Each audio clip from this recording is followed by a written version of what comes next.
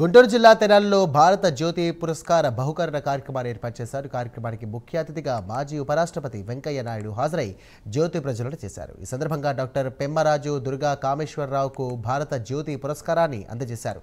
పెమ్మరాజు దుర్గా కామేశ్వరరావు చేసినటువంటి సేవలు విని ఇక అవార్డు ఇవ్వడానికి ఇక్కడికి వచ్చానని తెలియజేశారు. పీడీకే రావు అవినీతికి అడ్డుకట్ట వేశారని, పేదలకు ఇళ్ల నిర్మాణం చేపట్టినటువంటి గొప్ప వ్యక్తి అని ఈ సందర్భంగా వెంకయ్య నాయుడు కొనియాడారు.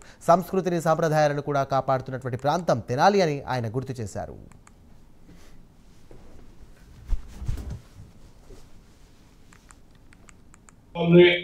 నేను ఎప్పుడు ఈ విషయం గుర్తు చేసుకొని చెప్తూ ఉంటాను.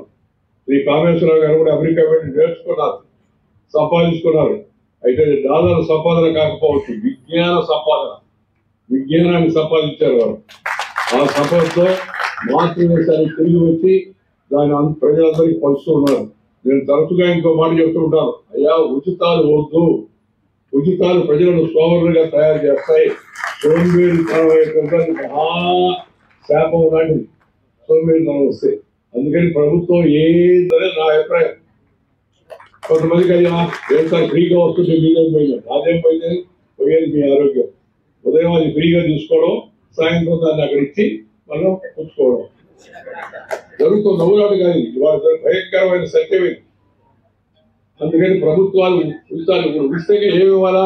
పేదవాళ్ళకి చదువు ఉచితం చేయి, పేదవాళ్ళకి వైద్యం ఉచితంగా చేసి నేను ఎప్పుడు ఈ విషయం గుర్తు చేసుకొని చెప్తూ ఉంటాను. శ్రీ కామేశ్వరరావు గారు కూడా అమెరికా వెళ్ళి నేర్చుకున్నారు, సంపాదించుకున్నారు. అయితే డాలర్ సంపాదన కాకపోవచ్చు, విజ్ఞాన సంపాదన, విజ్ఞానాన్ని సంపాదించారు వారు. ఆ సంపదతో మాతృదేశానికి తిరిగి వచ్చి దాని ప్రజలందరికీ పంచుతూ ఉన్నారు. నేను తరచుగా ఇంకో మాట చెప్తూ ఉంటాను, అయ్యా ఉచితాలు వద్దు, ఉచితాలు ప్రజలను సోమరులుగా తయారు చేస్తాయి.